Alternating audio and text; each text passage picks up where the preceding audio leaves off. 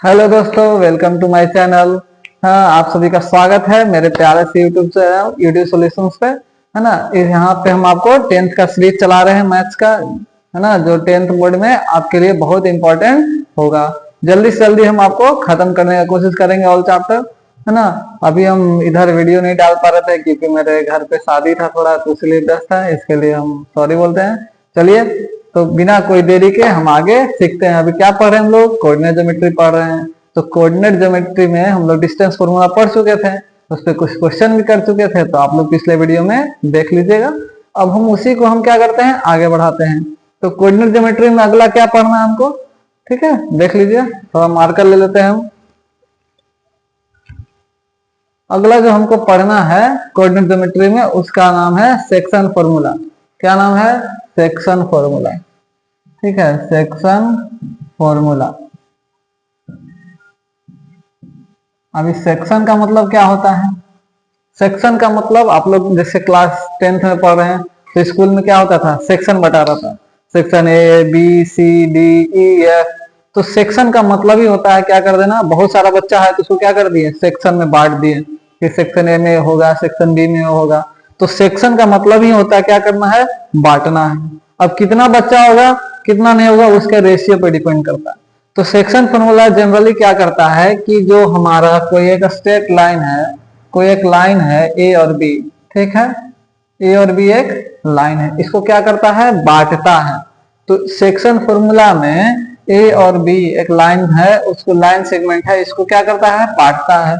तो मान लीजिए कि ए और बी के बीच या कहीं भी ए और बीच में बी के बीच में कहीं भी क्या हो, एक पॉइंट पी हो, जरूरी नहीं कि मिड पॉइंट हो, है ना। तो P का कोऑर्डिनेट होगा x, y हम ले लेते हैं, और A का कोऑर्डिनेट जनरली क्या होता है, x1, y1।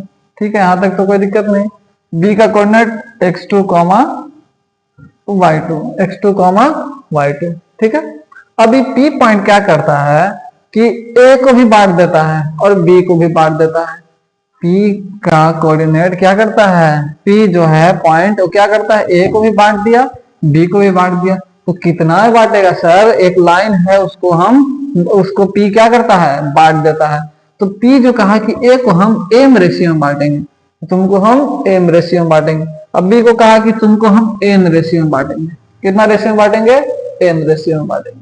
तो m यहाँ पे कोई कांस्टेंट है।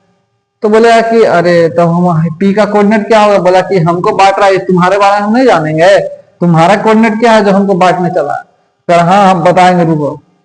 तो देखो x इक्वल टू, बोलेगा कि मेरा x कोऑर्डिनेट जो है ये m के साथ कहता है, चलिए चलिए हम x2 के पास चलेंगे। कहाँ चलेंगे, दूसरा वाले के पास चलेंगे।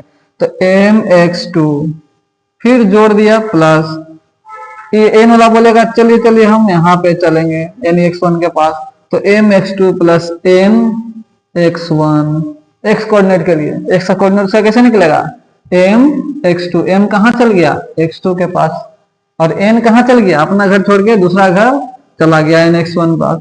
अब बोला m x2 plus n x1 by m plus n, यानी x का कोऑर्डिनेट कैसे निकल गया, m x2 plus n x1 by m plus n। अब बोला कि ठीक है, तुम्हारा x कोऑर्डिनेट तो हमको इसे पता चल जाएगा। अब बोला तुम्हारा y कोऑर्डिनेट क्या है जो तुम हमको बांटने चला है। तो y कोऑर्डिनेट निकालने के लिए फिर m कहाँ जाएगा, दूसरा घर में ताका झाकी करेगा, तो पड़ोसन के घर में जाएगा। तो m y2, पड़ोसन में से कौन है, तो पड़ोसन का उल्टा मत समझ लीजिएगा, ठीक है, m y2, और प्लस n y1, क्या हो जाएगा, n y1, n भी कहाँ जाएगा, अपने पड़ोसन के पास। ठीक है, अब बाई m प्लस n, ठीक है, m प्लस n, यानी हमारा P का कोऑर्डिनेट मिल गया हमको। ठीक है, P का कोऑर्डिनेट मिल गया।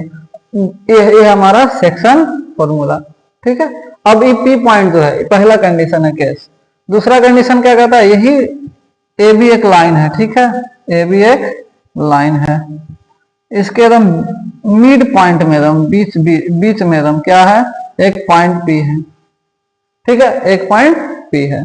तो अब देखिए, तो P अगर मिड में है तो इसको अगर एक में बांटा तो इसको भी किस में बांटेगा, एक ही में, इक्वल रेशियो में। तो यानी अगर इसको m अगर n लेते हैं, m और n लेते हैं, m और n लेते हैं, इसको मिटा देते हैं, m और n लेते हैं, तो यहाँ पे देखिए तो m जो रेशियो होगा वो इक्वल टू n हो जाएगा। हाँ सर हो जाएगा, क्योंकि क्या करा इक्वल मिड पॉइंट जब रहेगा तो इससे यहाँ चलेगा तो वही दूरी मिलेगा इसको चलने में, यहाँ जाएगा भी तो वही दूरी मिलेगा। तो यहाँ पे m इक्वल टू n हो जा रहा है, इसीलिए यहाँ x1 y1 इसका हो गया a का कोऑर्डिनेट, हाँ सर है। b का कोऑर्डिनेट x2 y2, हाँ सर है। p का कोऑर्डिनेट सबको पता है x y। तो यहाँ पे m जो हो गया दोनों का रेशियो क्या हो गया इक्वल हो गया।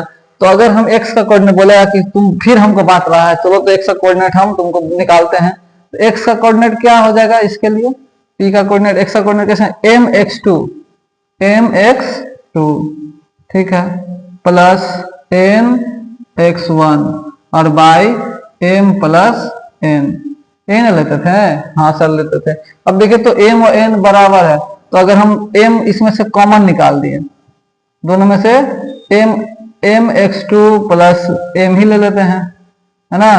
छोड़िए m और n बराबर है तो क्या हो जाएगा, खत्म हो जाएगा वहां पे। अगर ये 1 है, a1 है तो ये भी क्या होगा 1 ही होगा, ठीक है। तो हम सीधे लिख देंगे x2 प्लस, एक मिनट आपको मिटा के बता दे रहे हैं अच्छा से। तो यहाँ से x इक्वल टू क्या निकल जाएगा हमारा, जब दोनों इक्वल है m भी n भी, यानी दोनों इक्वल है, तो x इक्वल टू क्या हो जाएगा x2 plus x1 by m plus n। अगर ये 1 है तो ये भी 1 होगा, ये 2 है तो ये भी 2 होगा। तो यहाँ भी क्या लिखेंगे x2 प्लस x1 बाई 2, ये मिड पॉइंट के लिए हो गया, ठीक है। y इक्वल टू क्या हो जाएगा y2 प्लस y1 बाई 2। अब सर 2 कहां से लिख दिए, तो मान लिए कि लेट m 1 है n भी 1 है, तो अगर m 1 रखें तो ये हो गया x2, n 1 रखें तो x1, और 1 प्लस 1 क्या हो जाएगा 2 हो जाएगा, हाँ सर हो जाएगा। 2:2, 1:1, 2:2, ये भी काटेंगे तो क्या आएगा 1:1 ही आएगा। 3 और 3, m भी 3 n भी 3, तो 3:3 काटेंगे तो क्या आएगा 1 और 1 ही आएगा, ठीक है। तो किसी भी रेशियो में क्या हो रहा है, दोनों का रेशियो इक्वल हो रहा है। कोई भी ले रहे हैं 4 ले रहे हैं तो 4:4, क्योंकि m इक्वल टू क्या हो जाएगा n, तो 4:4 कटेगा तो क्या आएगा 1:1। इसीलिए मिड पॉइंट में क्या होता है कि x equal to x2 plus x1 by 2 और y equal to y2 plus y1 by 2, ठीक है। अभी देखिए इसको आप लिख लीजिए, इसके बाद हम इसका क्वेश्चन अगला वीडियो में करा रहे हैं, अगला स्लाइड में आपको करा रहे हैं, ठीक है। चलिए तो हम लोग बढ़ते हैं क्वेश्चन की तरफ, कोऑर्डिनेट ज्योमेट्री का। आइए देखते हैं क्वेश्चन क्या कह रहा है। पहला बोल रहा है find the coordinates of the point which divides the line segment joining the points 3, -1 and 10, 13 in the ratio 2:5। तो क्वेश्चन कह रहा है कि कोऑर्डिनेट्स बताइए, किसका कोऑर्डिनेट्स बताइए, पॉइंट का। कैसा पॉइंट, जो कि दो पॉइंट जहां जुड़ रहा है, यानी ए, इसका नाम मान लीजिए ए है, ए कोई पॉइंट है 3, -1 और बी कोई पॉइंट है 10, 13। इसको क्या कर रहा है डिवाइड कर रहा है, इसको क्या कर रहा है डिवाइड कर रहा है ना। कौन कर रहा है, तो एक पॉइंट कर रहा है, जो उसका कोऑर्डिनेट हमको फाइंड करना है। तो कितना रेशियो में डिवाइड कर रहा है, तो 2:5 में। तो सबसे पहले क्या करेंगे, तो एक लाइन बनाएंगे, इसका नाम क्या देंगे, इसका नाम a है, इसका नाम b है। तो एक का कोऑर्डिनेट दिया हुआ है, हाँ सर दिया हुआ है, तो क्या होगा 3, -1 दिया हुआ है। b की क्या दिया हुआ है 10, 13 दिया हुआ है, ठीक है।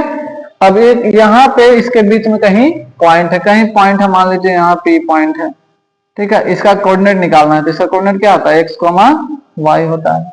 अभी p पॉइंट जो है a को 2 रेशियो में बांट रहा है और इसको 5, यानी 2:5 में बांट रहा है।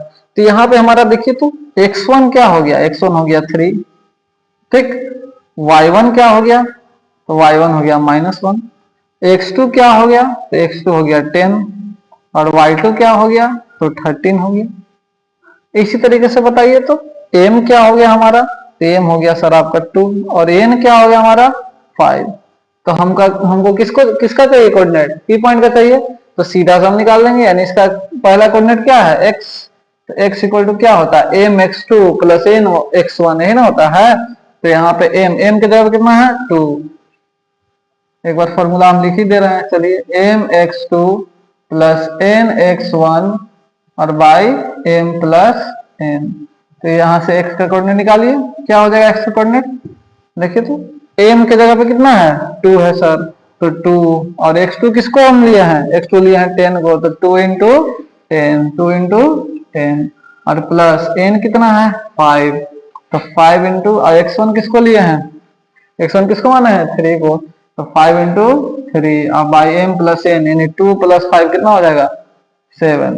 x इक्वल टू कितना आ गया 10 2 10 20 और प्लस 15 कितना आ गया 35। अब बाई 7 काट देंगे कितना आएगा, x का वैल्यू 5 आ गया। उसी तरीके से x आ गया हमारा, y निकाल रहे हैं उसी तरीके से, y क्या हो जाएगा इसका, तो my2 हो जाए ना, तो my2 plus my1 by m plus n। चलिए तो y का कोऑर्डिनेट हम ऐसे निकालते हैं, y का कोऑर्डिनेट m बताइए, m तो वही है 2, ठीक है 2।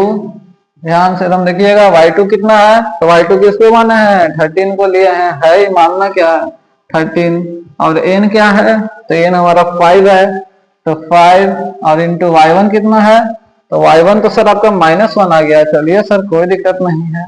और बताइए m प्लस n है, 2 प्लस 5 कितना हो गया 7, इसको सॉल्व करिए तो y का कोऑर्डिनेट कितना आ जाएगा 13 टू जा 26 माइनस 5 कितना होगा 21/7, काटेंगे कितना आएगा 3, यानी y हमारा निकल गया 3। पॉइंट P का जो कोऑर्डिनेट निकला हमारा, पॉइंट P का x, y क्या हो जाएगा इसका, P कोऑर्डिनेट हो जाएगा, x की जगह पे क्या लिखेंगे 5 और y की जगह पे 3, यानी इसका कोऑर्डिनेट फाइंड हो गया। यही आपका आंसर, ठीक है। चलिए इसको लिख लीजिए, ठीक है। अब बाकी हम आगे क्वेश्चन हम कराते हैं नेक्स्ट वीडियो में। चलिए जय हिंद जय भारत।